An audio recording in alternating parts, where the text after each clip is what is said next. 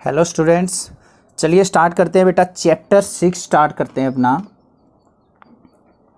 Chapter 6 triangle.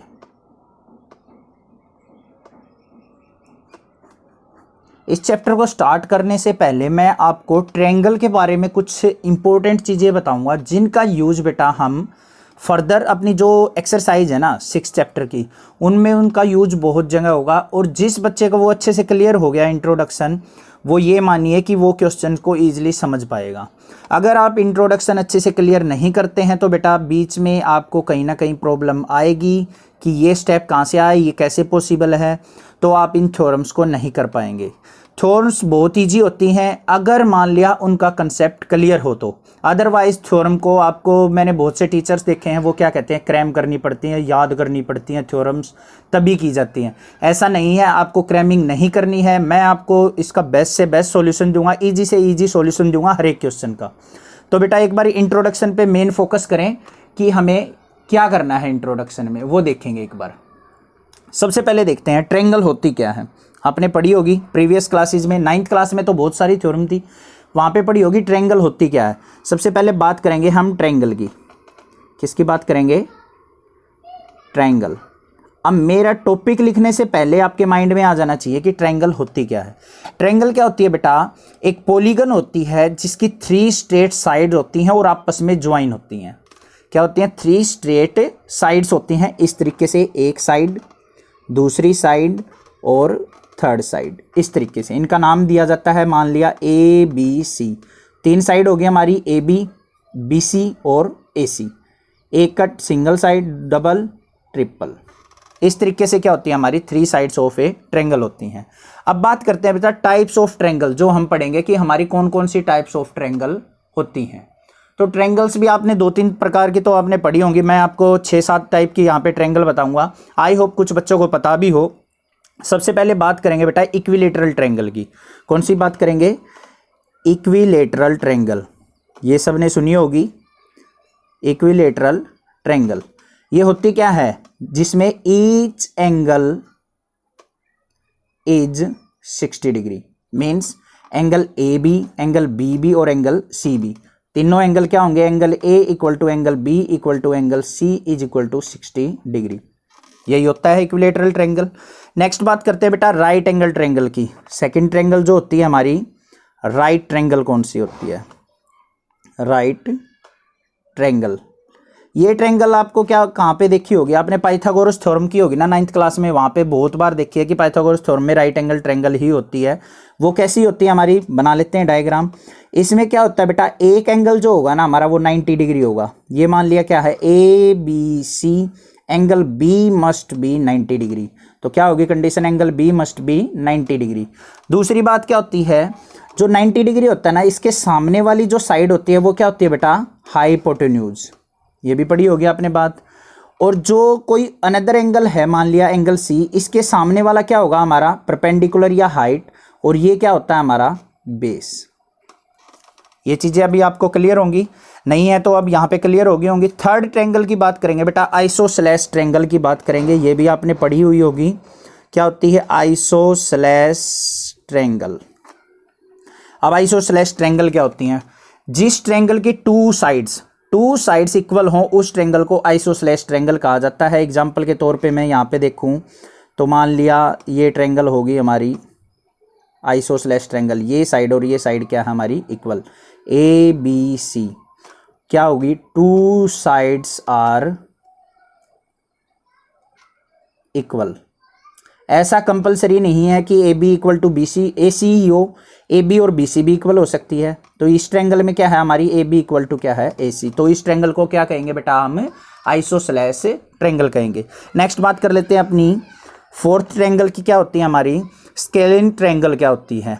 जिसमें क्या हो, सारी की सारी साइड्स डिफरेंट हो। कौन सी ट्रायंगल है हमारी? Scalene triangle. क्या होती है?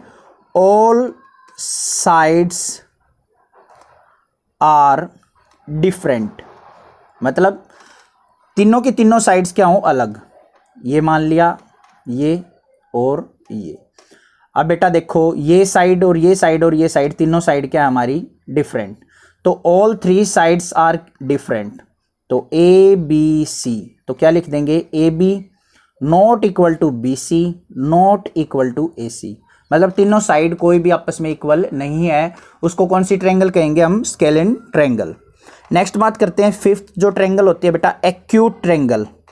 एक्यूट एंगल के बारे में आपने बहुत बार सुना होगा। एक्यूट एंगल क्या होते हैं, जो एंगल 90 डिग्री से कम हो उस ट्रायंगल को क्या कहा, उस एंगल को क्या कहा जाता है, एक्यूट एंगल। तो एक्यूट ट्रायंगल क्या होगी, all angles are acute, all angles are acute, मतलब सभी एंगल्स जो ट्रायंगल के हैं वो 90 डिग्री से लेस होने चाहिए। तो बेटा एक बात ध्यान रखना, इक्विलेटरल ट्रायंगल जो होती है ना हमारी, वो एक्यूट ट्रायंगल भी होती है, क्योंकि सारे एंगल क्या है हमारे 60 डिग्री। तो यहां पे क्या लिख देंगे, एंगल ए, ये एंगल का साइन होता है, angle A comma angle B comma angle C less than क्या होने चाहिए, 90 डिग्री। तीनों एंगल क्या होने चाहिए, 90 डिग्री। कॉम्बिनेशन कुछ भी हो सकता है, ऐसा कंपलसरी नहीं है कि आपको सारे के सारे एंगल इक्वल हो या 60 डिग्री हो, कोई भी कॉम्बिनेशन हो सकता है। जैसे मान लिया मैं कह दूं 40 डिग्री, 60 डिग्री, 80 डिग्री, ये तीनों एंगल्स भी क्या होंगे हमारे एक्यूट एंगल ट्रायंगल के होंगे। नेक्स्ट बात करते हैं सिक्स्थ, बात करते हैं ओब्ट्यूज ट्रायंगल। ओब्ट्यूज ट्रायंगल, अब बेटा यहां पे ये नहीं सोचना है कि सारे एंगल क्या हो हमारे ओब्ट्यूज हो, ओब्ट्यूज मींस ग्रेटर देन 90 डिग्री हो।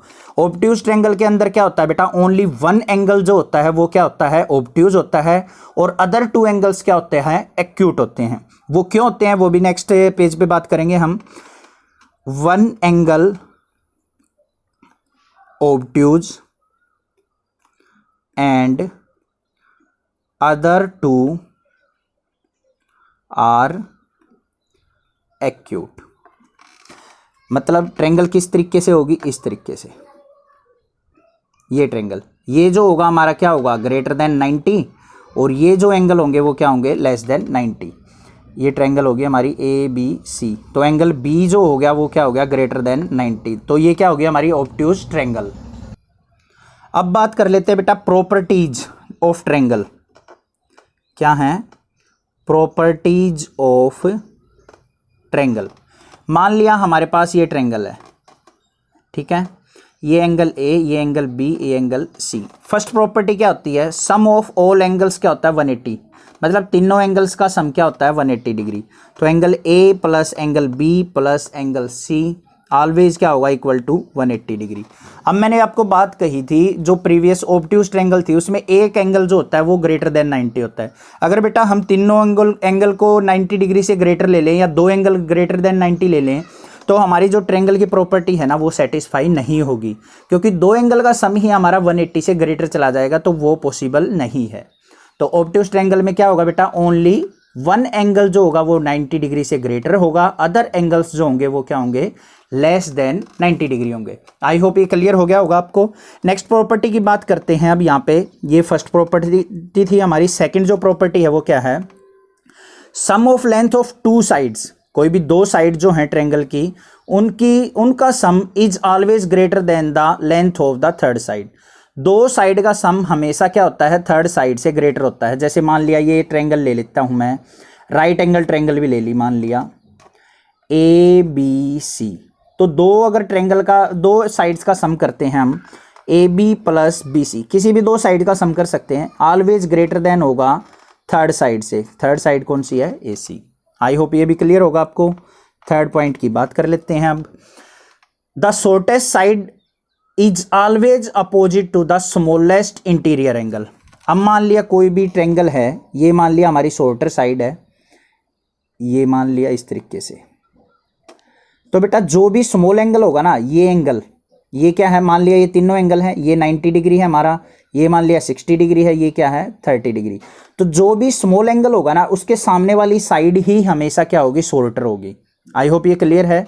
स्मॉलेस्ट एंगल, इंटीरियर का मतलब होता है अंदर, अंदर वाला जो स्मॉल एंगल है उसके सामने वाली जो साइड है ना, उसी के सामने वाली साइड क्या होगी, शॉर्टर होगी। स्मॉल एंगल के सामने वाली साइड ही शॉर्टेस्ट होगी, छोटी होगी, ठीक है।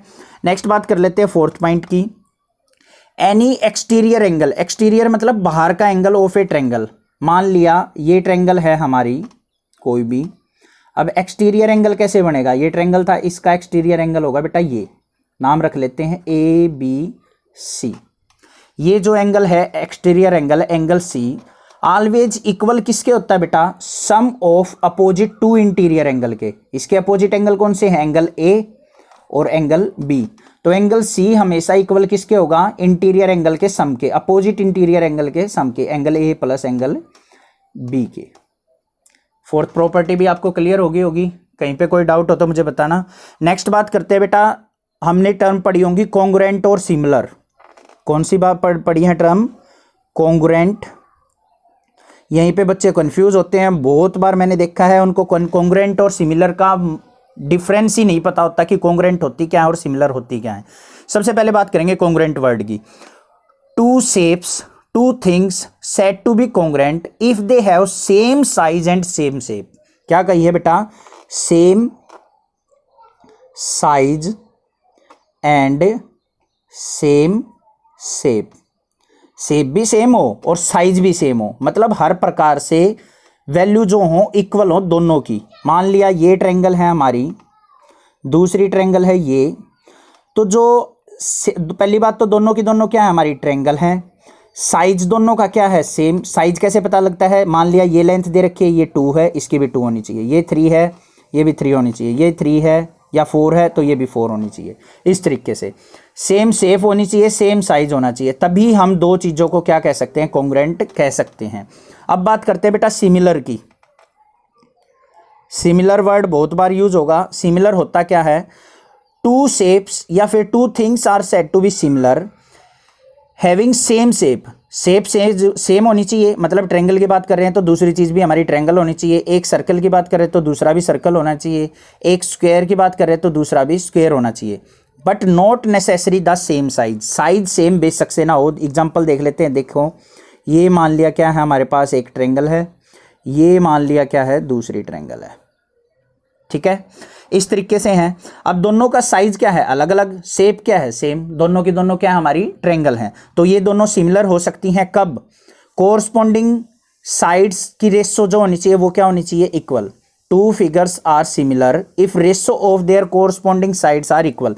ये मान लिया किस में है 2, तो ये होनी चाहिए 4, ये 3 है तो ये 6, ये हमारी 5 है तो ये क्या होनी चाहिए 10। समझ में आई बात। 2 का डबल डबल है, 2 की डबल 4, 3 की डबल 6, 5 की डबल 10, कुछ भी मल्टीपल में हो, मतलब रेशो जो होनी चाहिए वो क्या होनी चाहिए, इक्वल होनी चाहिए। दूसरी कंडीशन क्या होती है बेटा, कोरस्पॉन्डिंग एंगल। कोरस्पॉन्डिंग का मतलब होता है सेम वाले, जैसे ए ये है ABC, ये PQR, तो एंगल A इक्वल टू किसके होना चाहिए, एंगल P के, angle B equal to angle Q के होना चाहिए, और एंगल C इक्वल टू किसके होना चाहिए, एंगल R के होना चाहिए। तभी हम दो फिगर्स को या फिर दो शेप्स को क्या कह सकते हैं, सिमिलर कह सकते हैं। आई होप ये क्वेश्चन आपको यहाँ तक, मतलब इंट्रोडक्शन आपको क्लियर हो गया होगा।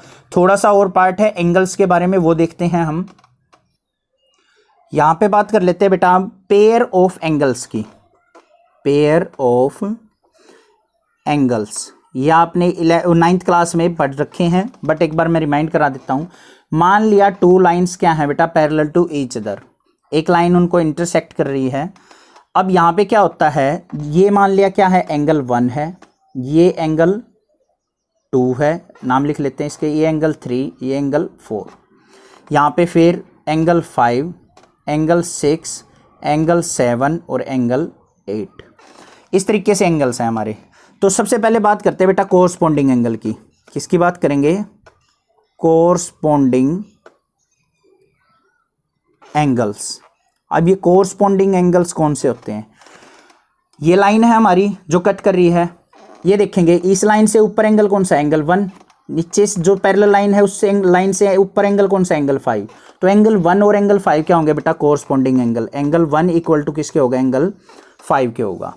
नेक्स्ट बात कर लेते हैं, राइट साइड आ जाते हैं। 2 और 6 दोनों लाइन से अबोव हैं, ये 2 और ये 6, तो एंगल 2 इक्वल टू किसके होगा, एंगल 6। ये भी क्या होंगे, कोरस्पॉन्डिंग एंगल। नेक्स्ट जो होगा एंगल 4, ये नीचे है लाइन से लेफ्ट साइड, ये भी नीचे है लेफ्ट साइड, तो 4 और 8 भी क्या होंगे हमारे corresponding angle. Next same as it is angle 3 और एंगल 7 भी क्या होंगे हमारे इक्वल होंगे और ये भी क्या होंगे corresponding angle. I hope corresponding angle आपको क्लियर हो गए होंगे। सेकंड बात करते हैं बेटा अल्टरनेट इंटीरियर एंगल की। Alternate interior angles. इंटीरियर का मतलब क्या होता है बेटा अंदर के, अंदर वाले एंगल की बात करेंगे हम, बाहर वाले की बात नहीं करेंगे। लाइन से बाहर वाले एंगल कौन से हैं 1 और 2 और 8 और 7, इनकी बात नहीं करेंगे। अब अल्टरनेट कही है उसने, अल्टरनेट का मतलब क्या है अपोजिट साइड बने हुए। तो यहाँ पे अल्टरनेट इंटीरियर मतलब अंदर के, तो एंगल 3 राइट साइड है तो एंगल 5 क्या है हमारा लेफ्ट साइड, तो एंगल 3 इक्वल टू किसके होगा एंगल 5 के होगा और ये क्या कहलाएंगे हमारे अल्टरनेट इंटीरियर एंगल। एंगल 4 और एंगल 6 भी क्या होंगे हमारे अल्टरनेट इंटीरियर एंगल। थर्ड बात करते हैं हम अल्टरनेट एक्सटीरियर एंगल की। अल्टरनेट एक्सटीरियर एंगल, एक्सटीरियर मतलब बाहर की, अब अंदर वालों की बात नहीं करेंगे। 1 इक्वल टू किसके होगा बेटा 7 के और एंगल 2 इक्वल टू किसके होगा एंगल 8 के। मतलब ये एंगल्स क्या होंगे हमारे अल्टरनेट एक्सटीरियर एंगल होंगे। लास्ट बात कर लेते हैं हम कौन सी interior angle on the same side. क्या करेंगे interior angles on same side.